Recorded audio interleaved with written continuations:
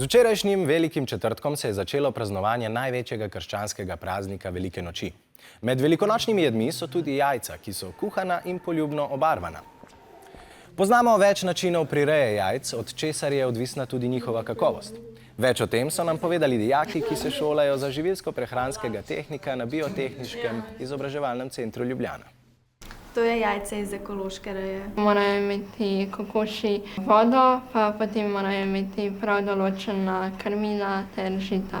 To je jajce iz proste reje. Kokoške se paš sezoni, pa tudi poje veliko kamenčkov, pa trave, in so zaradi tega pa tudi jajca sama boljše kvalitete, pa bolj zdrava. Ko poje kamenčke, je pa tudi prebava same kokoši boljša in pač je tudi lupina samega jajca bolj trda, bolj čvrsta. Pride manj bakterij in virusov v samo jajce.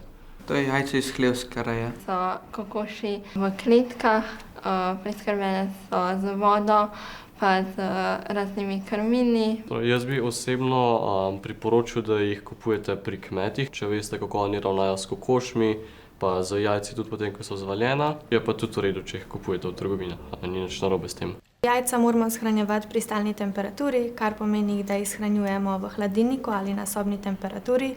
Nikakor jih ne shranjujemo na vratih hladilnika, zato ker pride do nihanja temperature.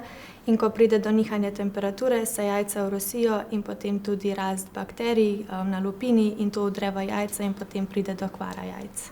Po valitvi so v redu 28 dni, če so hranjena recimo v hladilnikih. Če so pa zunaj, so pa v bistvu manj cajta uporabna. Recimo na visokih temperaturah so pač veliko manj cajta uporabna. Poznamo zelo preprost trik, da ugotovimo, če je jajce sveže ali staro.